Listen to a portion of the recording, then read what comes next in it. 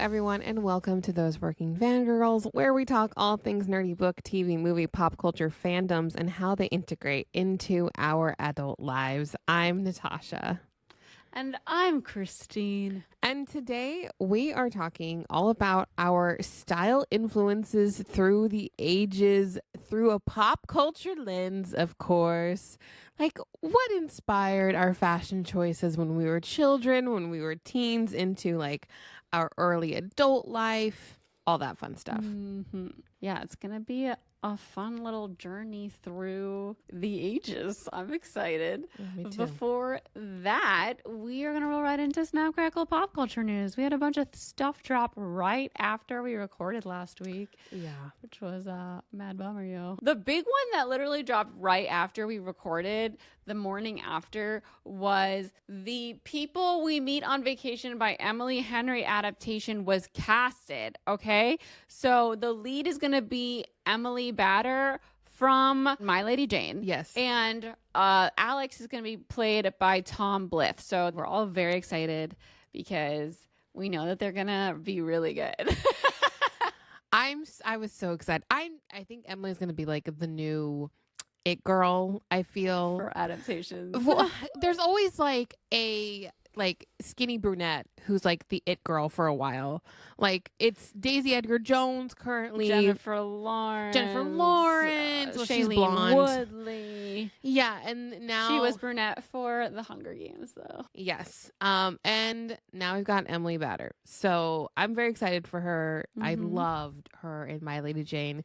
Yes. On Christine's birthday, I was like, you know what? Tom Blythe and Emily Batter are giving Hermione and Draco, because In their characters. I definitely, in my Hermione reading fanfic life, I picture Tom Blythe in his like snow outfit at the end of the movie, and he's very Draco. And Emily Batter with her English accent is very Hermione Granger. So this, I'm very excited. And It Ends With Us comes out today as this is going live on August 9th. It Ends With Us, the only in theaters, the film adaptation of Colleen Hoover's novel It Ends With Us, is out now. So go hit the theater and see it. If you missed our review last week, we freaking loved it. It was fantastic. My God, I'm so excited. I can't wait for everyone to see it and what their thoughts are. Yeah. We hosted and co-hosted an advanced screening about 2 weeks ago now. Mm-hmm. Afterward, like, the Sony people filmed some snippets of reactions and stuff. And if you're following like the official It Ends With Us movie, they posted the little montage, and I'm in it being like, it's literally a perfect adaptation. One snippet. But literally. It was really, really good. I was very impressed with it. So definitely hit that up. Natasha, what else is happening? Oh, okay. Robert Pattinson and Zendaya were cast in a movie together. It's an A24 title called... This is so random. I know. I'm also just... But I'm excited. Very excited for this. It's called The Drama. That's the title of the film. The Drama? Like, I'm not the drama. Am I the drama? Yes, exactly. Oh my God. It's A24 though, so I'm interested to see, like... It's going to be weird. Yeah. We know Rob loves weird. Quirky. Zendaya, he loves a weird film. Is like not a weird girl. She likes artsy stuff. I mean, anything with Zendaya and anything with Arpats, like, I'm interested. Mm-hmm. Today in Taylor Swift news, she added 4 more shows, I believe at Wimbledon, one of the places in the UK. And Maisie Peters is opening for her. I'm so excited for Maisie Peters. I've talked about her on the show in the past. Natasha doesn't really like her music. I love it. And I'm very excited for her. She's a really great lyricist. And she loves Taylor Swift. So I was thrilled for her. I commented in all caps on her post about it. Oh, I'm excited for her. Yeah, and Suki Waterhouse is also opening one of them. I forgot about that. Yeah. So Gabby says Suki Waterhouse is opening one of them, and Decode must be sung by Paramore with Rob in the audience. It must. In other news, my book came out. It's called Attached to the Hip. It is available everywhere books are sold. The link is in the description. It's Survivor-esque rom-com. It's an adventure rom-com. It feels like you're watching a show. I really love it, and I hope that y'all love it too if you haven't read it yet. If you have read it and enjoyed it, a really easy way to help new readers find the book is to review it on Amazon or Barnes & Noble or whatever platform that you read it on. It's super, super helpful. Like even in audiobooks. Like that's why I reviewed it. That's a great place. And like whatever you read it on, like audiobook, app, whatever you did, it's really helpful to review it there. And that goes for like all authors.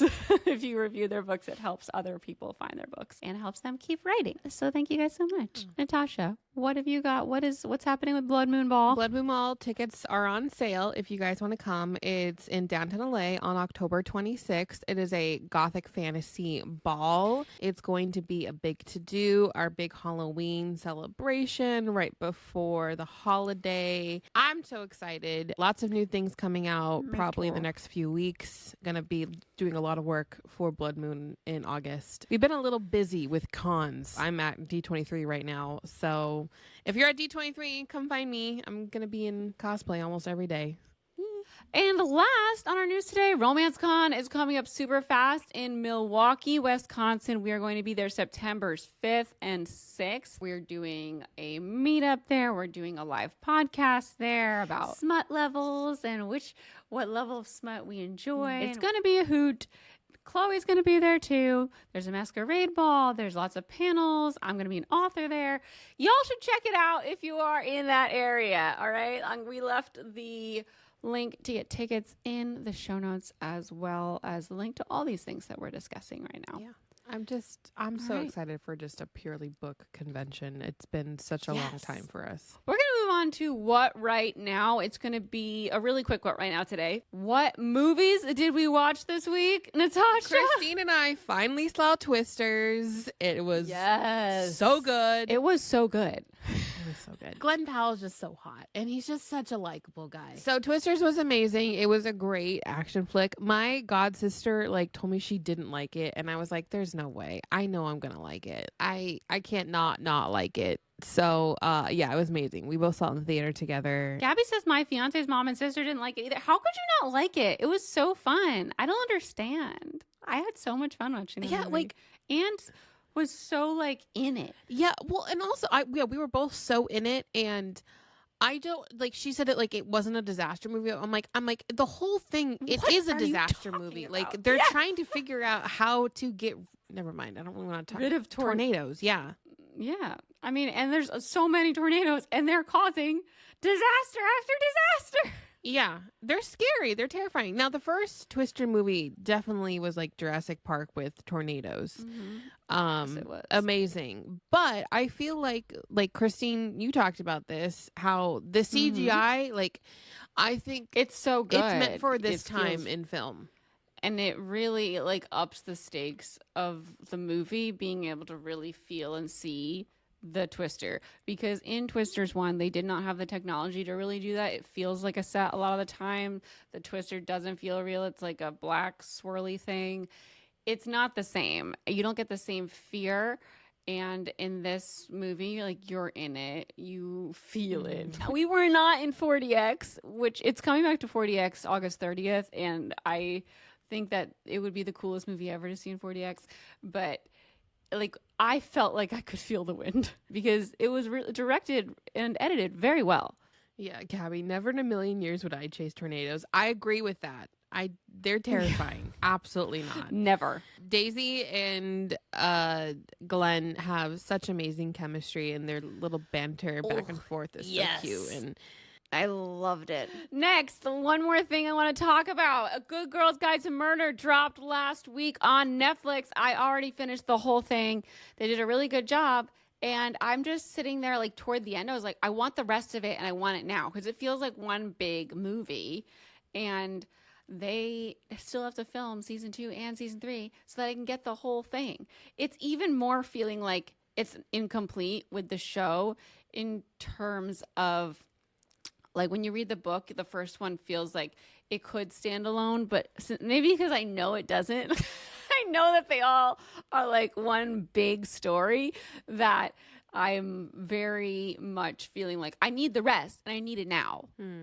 Yeah, I think they did a really good job. It definitely, in my head, is a little more intense, like just reading the audiobook than it is on screen. And I think that's maybe because they don't want to show like as much violence happening to children.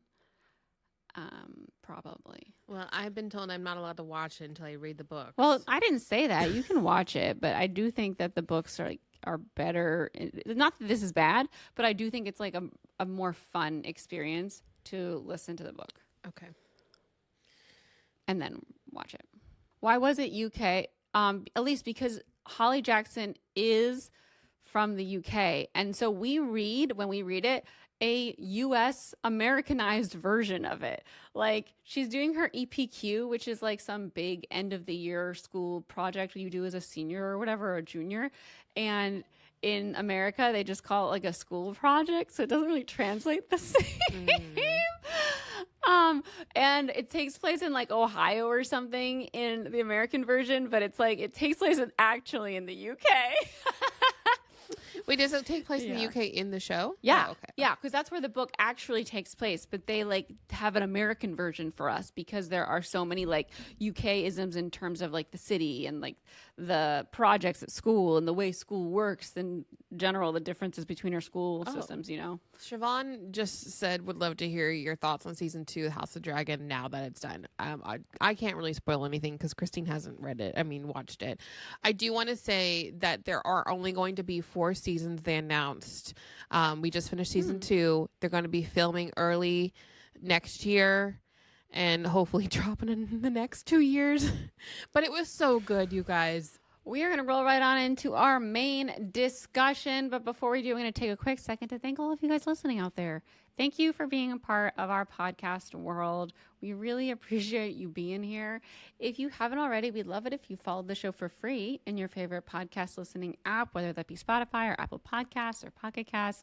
That way you never miss an episode. If you'd like to watch the show, we're on YouTube, youtube.com/@those4kingfangirls. You can watch the show every week and you can subscribe there for free so you never miss a visual episode. And if you don't know, we're a viewer-supported podcast. So like we don't really have sponsors. We've got like those couple ads, but we have a Patreon. That's why we're able to do this every week. And you can support the show in a bigger way by becoming a patron. And for the $5 a month tier, that's called Team Jacob, there's a 7-day free trial if you want to test it out. And with that, you get the show ad-free, so no commercials popping up, and you get the extra half an hour show we do every single episode called Fangirl Tea Time. So it's called Those 4 King Fangirls XL, and you have 83 episodes of Fangirl Tea Time waiting for you because we've been doing that since the very beginning. And if you become a patron, you get access to all of those. And you get to come to the live chats when we're recording and be a part of the conversation. So when we're referencing people's names, we're talking to people in the chat that are patrons. It is a hoot. And we've got 2 other levels. Team Edward, where you get bonus episodes, and then Team Polis Bananas, where we do fangirl bonding every month. We just had our fangirl bonding session for this month. It was so much fun. It felt like we were just having a friend hangout last Friday. We talked for like 3 we hours. Went for like 3 hours. I did like half of my sewing project for D23. So that was really nice. So that's the Team Polis Bananas tier. We do that every month, and we take on listeners on the show once a month, and the application for that is on the Patreon when you become a Team Polis Bananas listener. All right, everybody. We will be back after these messages. Unless you're a patron, we're going right into it. So, style influences, Natasha. There have been so many little things throughout our lives that have affected like what we like to wear. And let's start at the very beginning. What is the first thing you remember that made you want to wear certain clothes when you were a wee lass? So some of this is nuanced for me because I was plus size all growing up and I could never really dress in the way that I wanted to. But I had so many style influences in terms of hair. That counts. Yes, exactly. So I would say, well, first of all, Blake Lively in Sister of the Traveling Pants. I was obsessed with her. I think the first movie came out in what, 05, 06. I was in 5th grade. So she was like goals for me all around. I never watched Gossip Girl, but I loved watching her like on the red carpet because I would watch her with my mom, and she was just like my favorite person. So what about her? Was it her style or her hair? Her hair. I was obsessed with her hair. I loved how like what was she doing beachy with it? and long and wavy it just was, long and then beachy like all still, the braided styles. Like I didn't learn how to braid until I was in 7th grade, and I just wanted to learn how to French braid so bad, and I loved like working on other people's hair and like doing like the crimpy style. But yeah, like her beachy waves were probably like a big influence on me. Yeah. What about you? What was nice one you remember? Oh, so many. Well, the first thing I remember is like my obsession in 1st grade when I was 6 with like velvet leggings and like long sleeve oversized sweaters that I would wear with them, like sweatshirts basically. They weren't really like sweater material. And I felt so cool in them. And I think they were wearing these on Full House, like these cool, like patterned leggings, like in the 90s. And then I was obsessed with Baby Spice and the pigtails. Like really, really, I was just every day wanting to wear my pigtails. Oh, yeah, you've talked so I about look like this. Baby Spice. And I love their like platform sneaker things, and I really wanted those. I never got them. Oh my God. I wanted platform sandals so bad. Anything platform I was obsessed with. Platform was the hot to trot thing in like the late 90s, early 2000s. Yeah, I remember like going to Party City for like costumes for Halloween, and I wanted to be like a pop star with the platforms. That's the only thing I wanted. Yeah. Well, if you weren't around for the Spice Girls, all of them were, I kid you not, wearing like 6-inch platforms. Like every one of their shoes just had a chunk this big at the bottom. So they were so much tall. It was like exaggerated to the 100th degree for them. They had such giant platforms. And Baby Spice would always wear her hair in pigtails, like all the way up, or like the half up pigtails. And I wanted to look just like her because she was the blonde one. And she always had a lollipop. And I was like, that was part of her look. Everyone's saying like Merrick and Ashley were such fashion icons when I was little, and someone said Lizzie McGuire. I just never cared for like the Disney Channel and like Nickelodeon Channel or any of those when I was younger, and probably because my mother didn't like watching them. So I never had those style icons. My style icon was Charlotte from Sex and the City when I was like in elementary school, because that's what my mom and I would watch together. And I loved her sundresses. Like I was obsessed with like her cute little preppy style. And even like Cher from Clueless. I was obsessed with Cher's like closet when I was young. And even though I think, it was probably about like 6-7 years, a little bit later style, it was changing. But I was always obsessed with Cher. But I just, like, I was trying to remember like what my style icons were when I was little. And I'm like, yeah, it was Charlotte from Sex and the City. Oh. So in 4th grade, when the Oops, I Did It Again album dropped, I became obsessed with Britney Spears. And this like changed my forever like style. Like I wanted those fucking beautiful crop tops she was wearing. She's wearing like corsets and crop tops with all of her outfits with her like super low rise fucking jeans.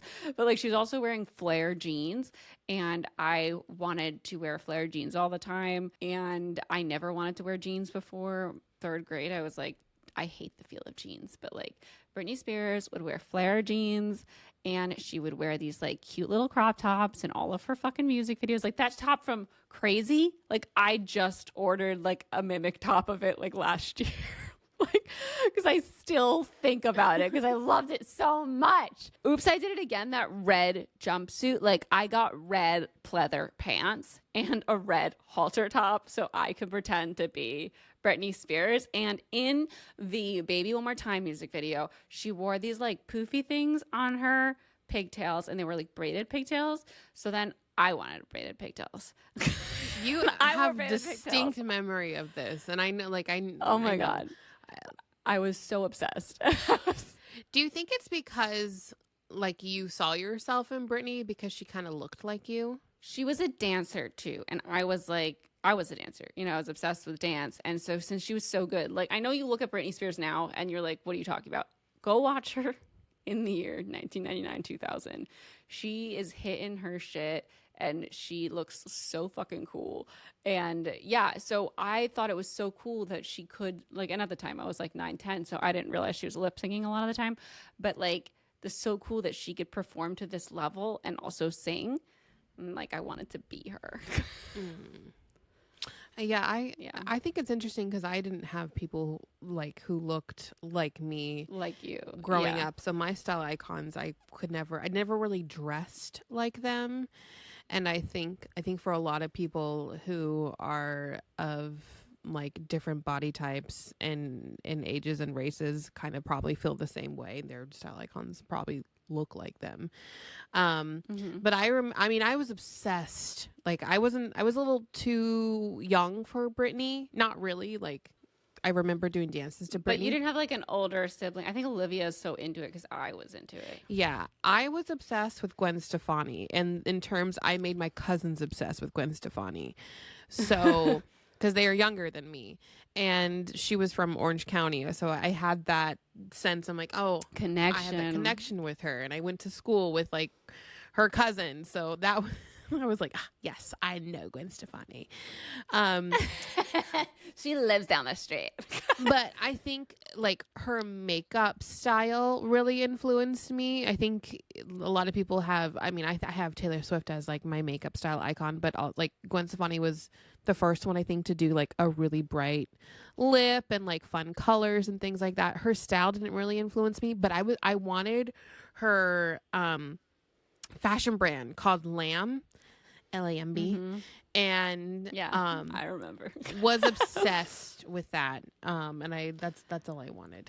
I just remember, like, I loved her music, and I thought her fashion was so like out there. She was like the first pop star, like before Gaga, that I was like, whoa, what is she wearing? Yeah. like I didn't necessarily want to wear it, but I was like very interested in it, what she was doing with her fashion. I'm just trying to figure out where like Juicy Couture bags fit into this. They were like Paris Hilton. I know, but I was obsessed with Juicy Couture. Okay, well then you were influenced by all of them. They were all wearing them. Lindsay Lohan, Paris Hilton, Britney Spears went through a phase with Juicy Couture. When she got married, they all wore fucking juicy sweatsuits with like, I think Mrs. Fenderline on the ass. I mean, my mom and I were watching like the Paris and Nicole Richie. Oh my God, reality TV show. Farmers. Yeah. Real Farmer's Life or something. What was it called? I was obsessed with it though. Damn. Gabby, I cannot even think of any fashion people I looked up to. I've been fashionless since day one. You have to have something that you look at, and that you see like, oh, I really like that. Just, and you might not think about it like that, but if you look back, you were influenced by it. A lot of mine is hair, so we'll get to that. So it's everything. Like fashion is like your bags, your whole your like, shoes, aura, your eyewear, your makeup. Yeah, your makeup. Yeah. So this brings me to my like 7th grade obsession. This is when everything changed from like cool poppy to like Avril Lavigne. Like, I want to be a badass. I want to wear ties and lots of like dark eye makeup. And this followed me also for the rest of time. Avril Lavigne was so fucking badass for me as like in 2002, 11, 12-year-old. I was like, oh my God, she's so cool. Skater boy, see you later, boy. I was never really into Avril Lavigne. I think I was a girly pop at heart. I really loved, and I still do, like the kind of more masculine style on a woman. Yeah. Nicole says I wore ties and fishnet arm sleeves, and it was interesting. Nobody let me wear a tie until I was older, but like the second I could, I did. Where were you in middle school? Was your like Gwen Stefani time? Middle school was Gwen Stefani, Juicy Couture, Desperate Housewives. Okay. Oh my God. Again, Who in particular were you looking at in Desperate Housewives? Okay, well, Eva Longoria, obviously, but they all wore these. And then, what's her face? Who was in the Superman show? Terry Hatcher? Oh, yeah, Terry Hatcher. They all wore these lacy camisoles with like... Oh, my God. We were all wearing those camisoles. We were obsessed. Yes.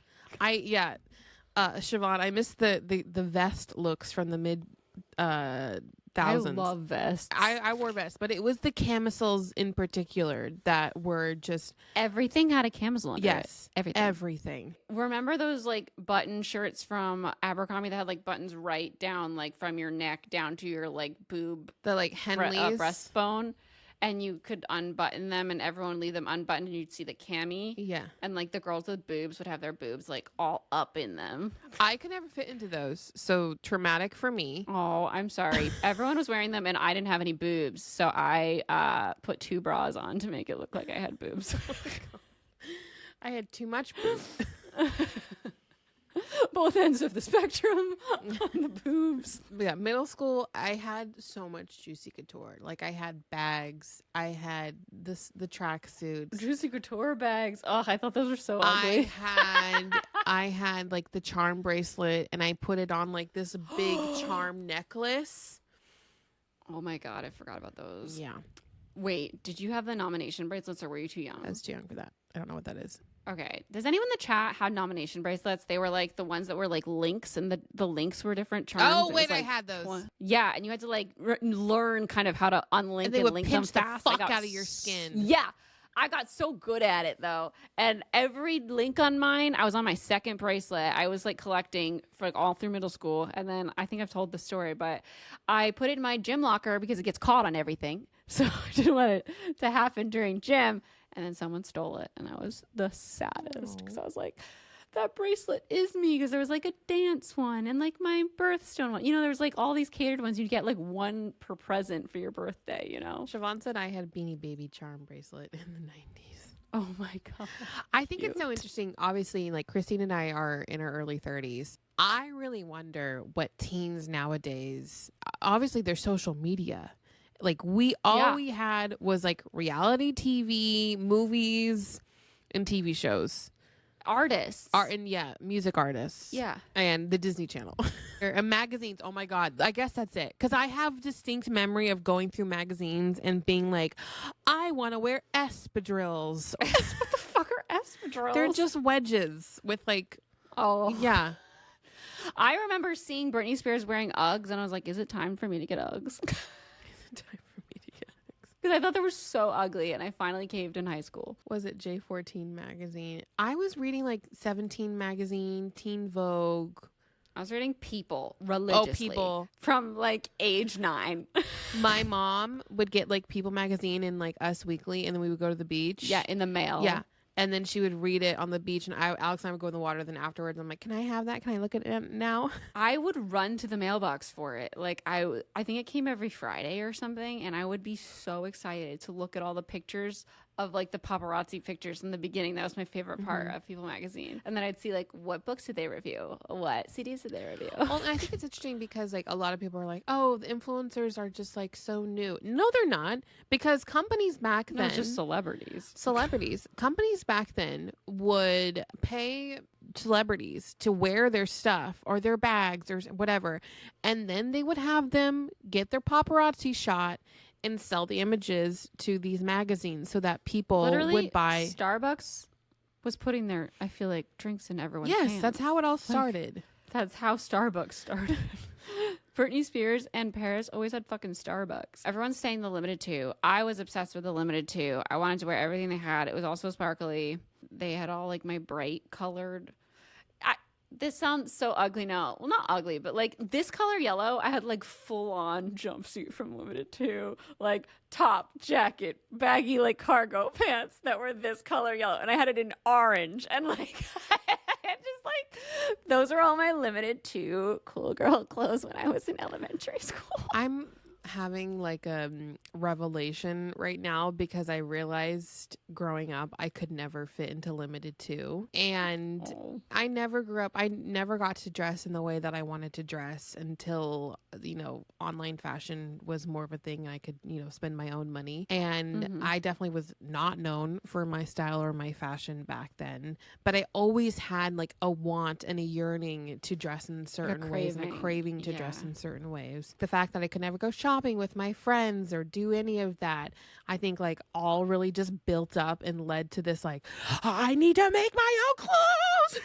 Yeah, it made you into this fashionista queen. Yes, because like it just I wanted to dress a certain way for such a long time, and I think a lot of plus size people who grew up this way also felt the same way, where they couldn't dress the way that they wanted to, and then finally like plus size clothing was becoming more of a thing. Not till like 2016, I feel like 2015. Yeah, it took a long time. Okay, teens. My teens, I think, were like my Avril Lavigne kind of years. I remember being so influenced by Peter Petrelli in Heroes. What? Yeah. I wanted a messenger bag like Peter Petrelli's messenger bag. So I got a messenger bag like Peter Petrelli's messenger bag from Macy's. And I wanted like a jacket that was like Hayden Panettiere's jacket. She had one of those like, had like the sheepskin look on the inside of it, and it was brown and like cute. You know what I'm talking about? Those were really popular. Yeah, I wanted that because Hayden Panettiere was wearing it in Heroes. And I also wanted one of those, what are those flasher jackets called? Trench coat. Yeah.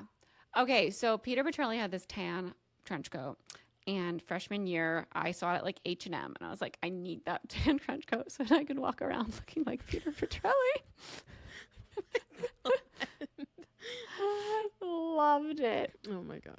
2008 was when Twilight came out, and that's when I read the book. We also had Pretty Little Liars and Vampire Diaries. So this was, I entered into my freshman year of high school in 2008. Okay. So that was like my freshman year of college.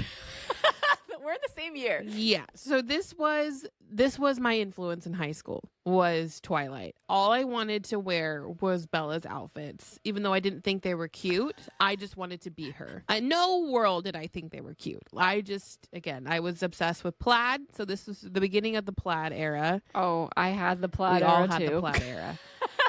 And peasant blouses. Like the little like embroidery. Yeah, Bella wears that. Yes. Yeah, I was always trying to find those. Okay, but then Pretty Little Liars. I was obsessed with Pretty Little Liars. I was mainly obsessed with Lucy Hale. I was too old for it. Who played Arya. I didn't love her style. I loved her hair.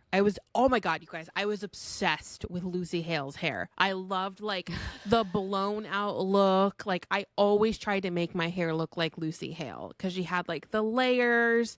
But in Pretty Little Liars, I was obsessed with Hannah's style. She was like the girly girl. I was obsessed with like Elena's hair. Okay, yes. And Catherine. Yes. So, oh my God. So then Vampire Diaries came out like the next year. Catherine's hair. Oh my God. I would curl my hair to look like Catherine's hair all the time. It was my Roman Empire, and why I became obsessed with hair extensions. I always wanted like thick hair. I always had long hair. I didn't have thick hair. And I was like, how do I get Catherine's hair and like get that style? And then this is when I was like researching online how to get hair extensions. And I bought like my first clip-in hair extensions. I think like my mom did for me, like my sophomore year of high school. They were definitely fake. They weren't real hair, but they did the job. Did you have like those headbands that were like braids that matched your hair? Yeah, those were big for a second. Okay, in college, which is when you were in high school, I was also like super obsessed with Lady Gaga. And anytime she had a new music video, she'd have like a new weird way she was doing her eyeliner. And I couldn't wait to try like her crazy fucking eyeliner. Like I remember specifically the Judas eyeliner had like 50 layers on it and like little circles at the end of it, and I couldn't wait to do that dance music video so I could like do that. Oh, when you did the Born This Way one, it's like a giant triangle. Like I was very heavily encouraged to keep doing crazy eyeliner. through my Lady Gaga era. Oh, your Because it went from under eyeliner with Avril to over eyeliner with Lady Gaga. That like went all over my face. Yeah. And it wasn't good on you. Yes, it was. What are you talking about? It was my look. I loved it. What do you mean? I used it all through my YouTube era. It was good. My double wing, that was from Lady Gaga. Yeah, you just needed to do tight lining a little bit. You never learned how to do that. Okay, I don't know where I was supposed to learn. I don't even know what the fuck tight lining is. Because you have blonde lashes, and then like the dark would connect with the dark, and so you would have like that sliver of like. There was no dark. I know, because you didn't have dark lashes, so you needed to tight lining. By the way, guys, is when you use a like pencil liner and you go in between your lashes, so that looks like you have like a nice like dark line. Oh, that just sounds like a pain in the ass. I don't do it all the time. Also, Supernatural influenced my plaid era. I was obsessed with that in high school. The Hunger Games braid. That was just a braid to me. I was obsessed. I tried to do it all the time. And also in high school, the Kardashians taught me how to contour. Oh my God, Olivia too. Yeah, that was. I remember that era so distinctly. Olivia's like, I'm contouring, and like her face would look insane. I don't think my face ever looked insane, but. Well, it's like when she was, you know how when you draw it on before you mix it in, that's what I'm talking about. Then goes into my Kesha phase. Now, Kesha got popular in 2010, and I was like the perfect age. I was 19, 20. And so all of a sudden I like embraced all these like ripped up leggings things. And I was like, these are my Kesha pants. I'm Kesha. And like, I didn't used to like those like not oversized. Like they had these shirts that were like loose and then like kind of hugged around your fucking thighs. It was so weird. You know what I'm talking about, Natasha? I know what like, you're talking they about. had like, yeah. I hate them now again. Terrible. But at the time, Kesha was wearing them, so I was like, this is my Kesha shirt. This is my Kesha pants. I really embraced like the wild fucking crazy messy look with my hair. I was like, whatever. I'm Kesha. What year was that? That was like 2010, and it carried into 2011 for me. Please, Christine, you were my clothes influencer when I went from school uniform to having options. Oh, cool. Oh, wow. Most of my high school time, I was also wearing fan shirts. This is when I started wearing like Twilight fan shirts, and I was known for the crazy Twilight fan in high school. Yes. So that's what started that. Then if we start an early adult, like 18, 19, this is when I started YouTube. And this is when I found plus size YouTubers like Sprinkle of Glitter and Loey Lane. Louise Pentland, who's Sprinkle of Glitter, introduced me to ASOS. And that was revolutionary to me. And I got introduced to ASOS through you being introduced to ASOS. Yes. But I think everyone remembers this era because this was early on. It was my Outlander. It was like 2014. I'm moving on, but I'm my Outlander era, y'all. Yeah. The midi skirts, the plaid. I started curling my hair even tighter because Claire. Her curls. Yeah, it was a good look. It was a good look. I used to go on eBay, guys, and try to find plaid mini length skirts, and that's all I would wear with like a shirt. I was just Outlander obsessed. I was interested in like red lipstick for a long time, but I always was like, I look like a clown. And then Taylor Swift started wearing red lipstick, and I was like, oh, is it okay for me to wear red lipstick now? So then I had my red lipstick phase right after Taylor Swift started wearing hers during red. And you can see it through my YouTube. I had lipstick on my teeth every single video, but I felt really cool with my red lipstick. And that's when I got obsessed with lipstick because Taylor Swift enabled me. Interesting. I feel like I really got into like more makeup looks because of the makeup beauty community on YouTube. See, I wasn't entertained by them, so I never looked at them. But Taylor, I was watching. And Taylor, so I was already, looking. So crop tops disappeared after like the Britney Spears era. They weren't around. It was like peasant blouses. It was like those ugly shirts I was talking about that like weirdly hugged down by your ass, but like were loose in the middle. They fit really strangely. When Taylor Swift started wearing crop tops started being made again, and they were all over the place. And I like was 2014, 1989. Yes, 1989. Taylor started wearing crop tops, so all of a sudden there were crop tops available everywhere. I could live out my Britney Spears dreams, and all I wanted to buy was like crop top sets. I'm still like that. I fucking love a set. Elise said, OMG, this reminds me of my Emma Swan era. And I have to say, once upon a time, brought moto jackets into my life because Emma would wear that red jacket that was like a leather jacket. And Yeah. I would never wear them now. Leather jackets are not my thing anymore. But leather jackets were a big deal. It just reminded me of a leather jacket era of my own. What influenced that? The OC. I wanted to be Ryan Outwood's leather jacket and black choker. I wanted that. That was Avril Lavigne in man form, and I wanted it. And I had it. So in college, I one of like those like random, like stores that sells like kind of random stuff for teens. I found a leather jacket with like a gray hoodie that was like attached to it, and it was Ryan Outwood, and I called it Ryan Outwood. My Ryan Outwood jacket lasted till like the end of college before the leather started like falling apart. It was a sad day. But then in 2016, when leather chokers came back, when chokers in general came back, I was like, yes. I remember that. I remember you being so excited about that. I have to say, Katie said Outlander inspired my knitting hobby and cool cowl scarves. Oh, nice. That's funny. That scarf you wore was iconic, like the tan one. Yeah. And yeah. I mean, also like Katniss too in Catching Fire. Yes. Oh my God. Is that what I'm picturing? No, you're not. It's the same. That one's more like a white gray, but everyone really liked that one too, and they started making it. Yeah. You have a lot of male influences. My only like male style icon was Edward Cullen, and I wanted the pea coat. Same. I got it. You did. I don't think I ever got a pea coat. I kind of got over it. Yeah, I got it for our photo shoot, but I like wasn't thinking about it for a while because when I wanted it in 2008, they didn't have it because everyone was buying it. I guess. You know what? There was like a very small era in my life when Clockwork Princess was coming out, and then Catherine was in her like Civil War phase, and I was like obsessed. Oh my God, I was obsessed with like Victorian steampunk, like in like 2012, 2013. In what way? What were you wearing? Well, your hair? I had a friend who was sewing for me at the time, and so my hair, I would do like the big, like poofy updo and with the big curls.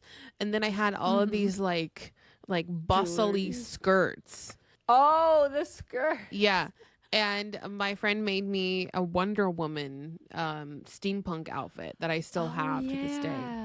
Yeah, I remember that. Mine goes into my like plaid era. So there's like Luke Danes definitely had an influence on me and his plaids. The boys of in my college era were all wearing plaids, and I fucking wanted those plaids. And Rachel Green had these amazing plaid pants, and I was rewatching Friends because it came onto Netflix in 2014, and I was like, I want those pants. And then of course Outlander had these like long skirts, so I bought like a bunch of long skirts that I all wore like once, and then I was like, why do you have these really long skirts like I'm an Amish girl?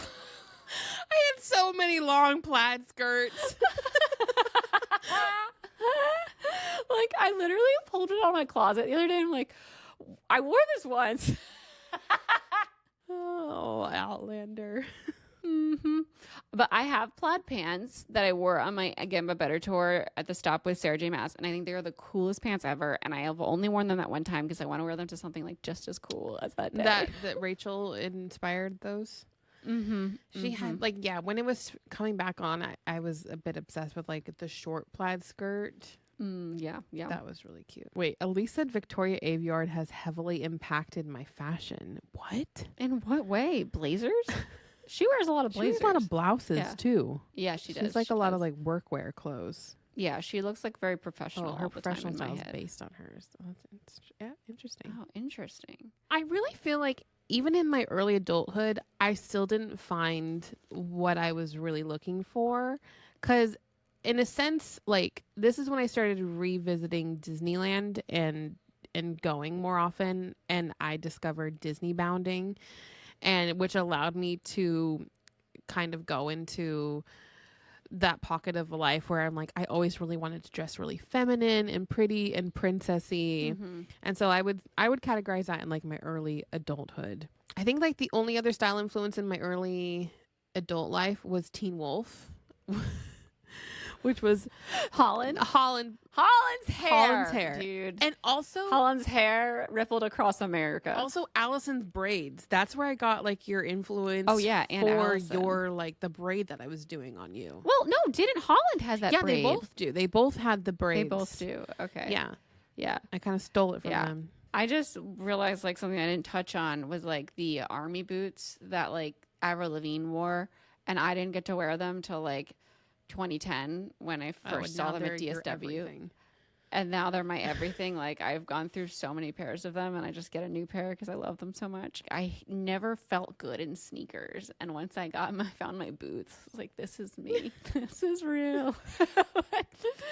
All right, this is the latest thing that has really affected the way I look at fashion, and it was killing Eve and seeing fucking Villanelle.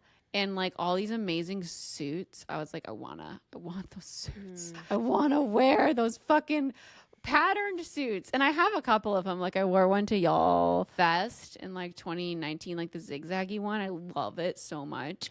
And now when I see a good suit, like I want it. And you know who also really like got me more into suits was Lily, Superwoman.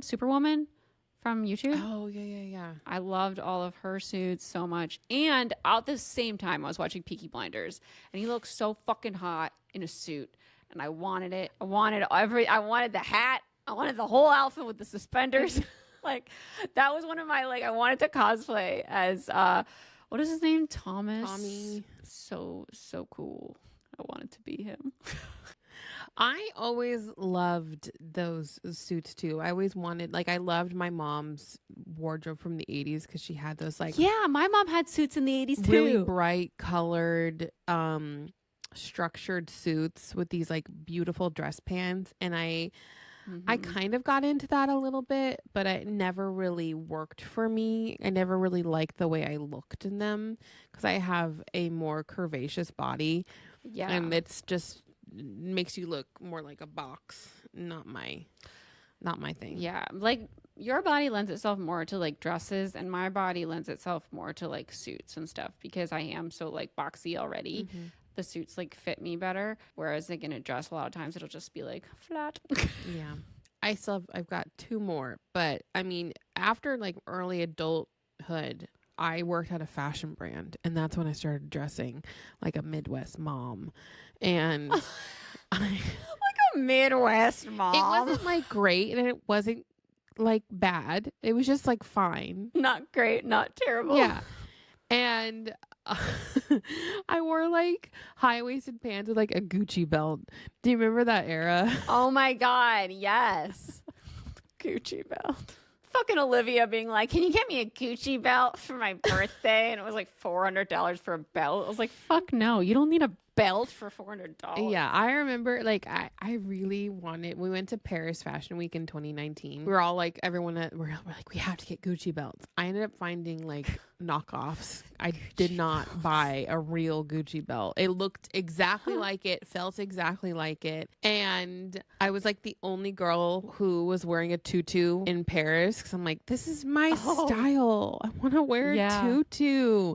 And everyone, I remember my coworkers being why are you wearing that? I'm it's cute. You were ahead of the curve there because that became into the more mainstream. I feel a couple years later. Well, I feel the person who brought in the tutu into mainstream was Carrie Bradshaw. She wore a tutu. Oh yeah, in the opening of the Sex and the City credits, and I always wanted to wear a tutu. I always hated tutus, and I had to wear them for ballet, and I was these are so ugly.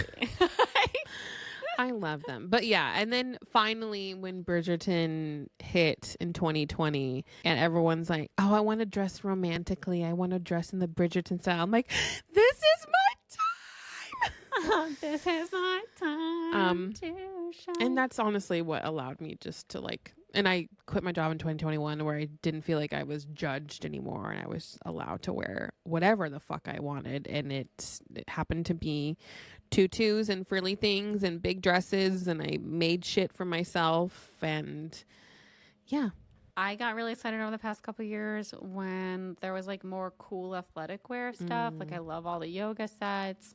I feel they're so comfortable and cute. And now all the Pop Flex stuff, a lot of it is they have the sizes and like catering toward like small boobs, so they like look cute on the tops. I feel like a lot of like athletic wear has been so generic for so long. It really like, has so boring been. and ugly. Yeah.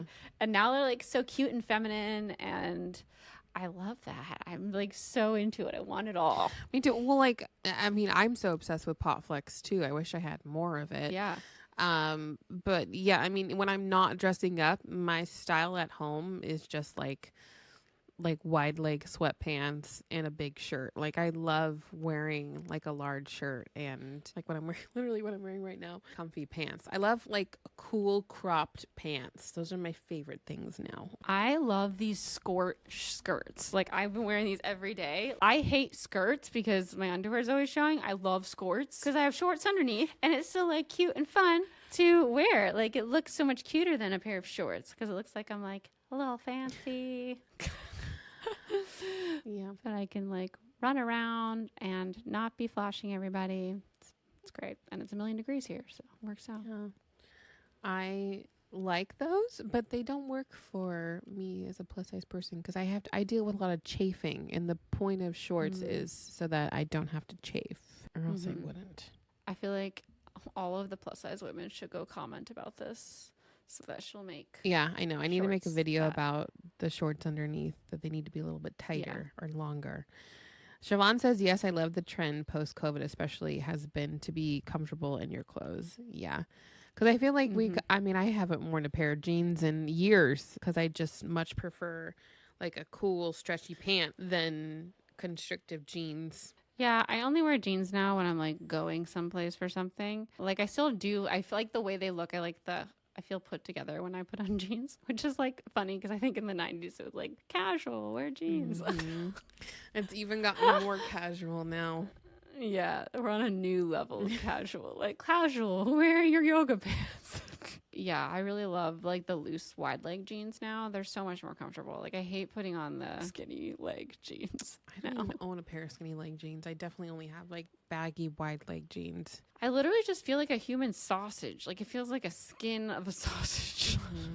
I don't like it. I mean, that's all we wore too, like from, 2011 to... And they were like so tight around your ankles that like you couldn't get them off without like I'd be on the floor like yanking to get them off my calves. Like, I could just picture it. Like, stripping was so hard.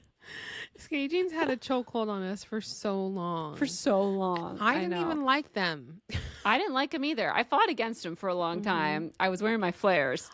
People are like, why are you still wearing flares? I was like obsessed with the tailored wide leg dress pant. That was my favorite like aesthetic because I like those too. Because that way like it cinches in on the waist and it's like nice and flowy out. Yeah, the second like that waists were available a little bit higher on jeans, I was like, me want. Yeah, I remember.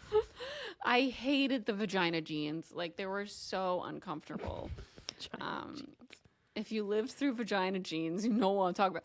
Like, they're not that low now. They were vagina low. And I'm not kidding when I say the button was like on your vagina, not like on the little, like the little bits at the bottom, but like it was on the vagina area. It was terrible. There were so many butt cracks back then. Sorry, oh God, Nicole. there were so many. The butt cracks were everywhere. The thongs were there. Thongs seen a mass. Yes. Are there any fashion risks you took in the past that you look back on fondly or regret? I mean, there's some fond ones that I like thought you know what I used to love? Those sweaters, and this was like in the early 2000s with like trim of fur on them, like fake fur. Yeah. Like, I had like an orange sweater that was like fancy, bright orange with like orange floof trim around like the bell sleeves and the top. And I feel like Phoebe wears those in Friends. She's wearing it in the scene where she's like, my eyes. Like, I had a sweater like that. And I had a purple one too. And a pink one. I had a lot. I loved them. Did you have any? Not really. No, none of those trims. They were everywhere for a time. Oh my God, I remember my Gwenny B era, and I was so excited to like try clothes for the first time without having to purchase them. I remember when I did the Gwenny B commercial, they put me in a bodycon dress and it was old. Like, I think I was 22 when I made that commercial, 23. And I looked like a fucking like mom. I didn't like it. Oh. And so every time we don't see that commercial anymore, but I remember seeing it. I'm like, oh, I hate that. And I hated my makeup too. They did my makeup really terribly. Oh, I remember you hating the makeup. Yeah. Sophie says, are there any outfits from BookTube times that you love or regret? I loved most of my outfits. Honestly, like the one I think about a lot is I was getting gifted clothes from Eloquy, and they were like a new plus size fashion brand, and they were so cool, and they had all these like suits and things. But I think it was one of the first days of BEA 2017 in New York. I wore that black and white striped skirt with the see-through black blouse, and my hair was up in a bun. Oh, yeah. That was a cool outfit. Yeah, that was a cool outfit. That day, I love the pictures from that day. The one I liked the least was like this color top, and it was like kind of off the shoulder. I really don't like off the shoulder on me. Like in the moment, it seems like it's going to be okay, and then in pictures, I just never like it. It just looks like I'm half naked because of the way it sits over my boobs, because I am small chested, so like it doesn't stay up, so it just like slips, and I hate it. Like that Vampire Academy jumpsuit that I wore, like I really like it, but I don't like where it sits on my body in pictures and stuff. I'm always like, ooh, there's so much like skin up here. Like before the clothes start, it looks like it'll just fall off in any minute. I'm just uncomfortable in strapless stuff. Sophie saying, I agree, especially when my hair is short. Yes, because you can have your hair kind of like act like the strap, but then your hair moves and it's like, ugh, nothing's there. Are you naked? And the shoulder feels constricting. Yeah, when the shoulder's like right here, I hate when you can't really move. I'm just not a fan of that style. Do you have an outfit from BEA that you remember really loving? Yeah, I loved when I wore that pink jumpsuit at BEA with the ruffle down that bit. Yeah. I loved a lot of the BEA outfits. I love like the weird pants I'd wear with like a crop top. I had like those colored pants with the white crop top. Oh, yeah. I wore that like princess like purple dress to BEA when you wore the pink jumpsuit. I mean, I loved that dress. That was like my profile those picture. Pictures I love too. Mm-hmm. Yeah. The colors just look so nice together. Gabby said I live for the BEA photo shoot to see the outfits. Oh. Yeah, it was so fun. I loved seeing everyone's outfits too. Do you see any styles from your youth making a comeback, and how do you feel about these revivals? They are making a comeback. All the 90s and 2000s shit, and I hated. That's like the vagina pants. I hope they don't get that low again. If I'm thinking about styles I don't want to see come back, it's some of the like Christian girl autumn shit. Like I don't want to see long cardigans. I don't want to see like infinity scarves again. I don't want to see statement necklaces with chevron. Like that shit can go to hell and back. Never want to see it again. I don't want striped sweaters and shirts again. I hate everything with stripes. I don't mind stripes. Emily says, I can't handle the bucket hats. I hate the bucket hats. I love bucket hats. I hate them so much when I was little, and I don't hate them as much now, but like the burning passion I had of hate when I was like 10 years old, and I would get a bucket hat from something random. And I think at Girl Scouts, like everyone was wearing bucket hats, and I'm like, I don't want to wear a bucket hat. Oh my God. I think Henley's had like a kind of a comeback like a couple years ago, like after the pandemic. The ones with the buttons. Yeah. Like Twilight and Vampire Diaries style came back. The Vampire Diaries was like the Henley thing. Yeah. I don't really wish to see that again because it doesn't really work with our pants nowadays. What do you mean? Well, because they all wore like the skinny jeans that were like low rise. Oh yeah, they did. And I hated those really long shorts that like never like went over like, your why fingers. Were they so long? Yeah. Sophie says Natasha just described my entire wardrobe in middle school. I know. It was a bad time. That was my high school wardrobe with all those necklaces. Yeah. It was. My friend made necklaces at that time and they were like huge. Where do you see your style heading? I don't know. I feel like it just depends on like where the trends go. Because you like make your own style off of what's trending, I feel like. Do you think your fashion would be different if you had grown up in a different era of pop culture? I feel like my style kind of aligned with like the 60s, 70s crossover style. I don't know. Like, it depends what the other era is, you know? Like I was saying, I feel like you make your own out of the era you're in. You really do. And so it would really depend on the specific era. Like, I hate the 80s stuff, kind of. Like, the super bright makeup. I think I would have Not a thrived fan. in the 80s. Yeah, I think that was like, it's like your jam. For my coloring, like, I look like a clown. And I would have thrived in the 50s. I would have thrived 60s, 70s style, I feel like. I don't want to be in the 20s, 30s. Anything before that, no thanks. Yeah, no. I mean, the 90s, if we were adults, it was cute. It was cute. Rachel's clothes were great. Yeah, Rachel's clothes were great. I think as a plus size person, though, like being been skinny was it, and it would have been extremely hard. We're going to wrap up this episode now with Mary Kiss Cliff.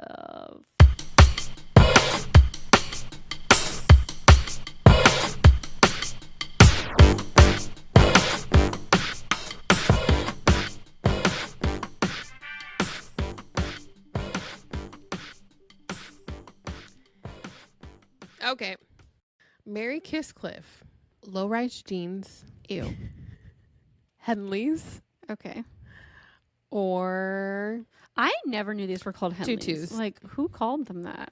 Oh, gross. All right. I'm going to marry the Henley because I would rock that shit with a little sparkly cami. I felt so cool in those shirts, even though like they were flat to my chest and didn't really give the look that the Henley was supposed to give. And I would kiss tutus and delete those fucking jeans. Die, bitch. What about you? The tutus. low-rise jeans need to die. I really don't want to kiss a Henley because I hate those things. I think they're just fugly and they're ugly colors. What do you mean? I had like black and blue. Gross what colors are you talking about? Blue? I rarely wear black or like a dark blue. Those were the ones I had the most. Yeah, no. I had tan. I am not an earth toned girly. I am bright color pastel. That's who I am. And obviously I'm gonna marry the tutu because that's my favorite type of skirt. Saw that coming.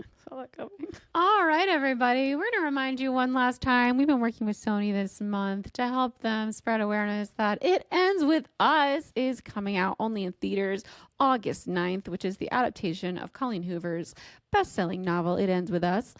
It was excellent. We've already seen it. Definitely go hit the thesis this weekend and give it a watch because it's so good. It's so good. It's so good. And we may release new episodes every Friday. Our podcast is edited by Natasha Polis, Christine Riccio, Alex Polis, and Ricky McBrayer. The music is by Cola Jenkins with vocals by Heather Traska. We are off to go record Fangirl Tea Time, which is available when you are a patron at the $5 level or up. And there's a link to give that a go, free trial, in our description, show notes. You know what I'm talking about. You can follow us on socials at Those Fucking Fangirls on Instagram. Our socials are run by Chloe Laverson. She does an amazing job, so make sure you're following us there. My name's Christine. I'm Natasha. And we will see you next time. Thanks so much for listening. Bye, everybody. Bye, guys.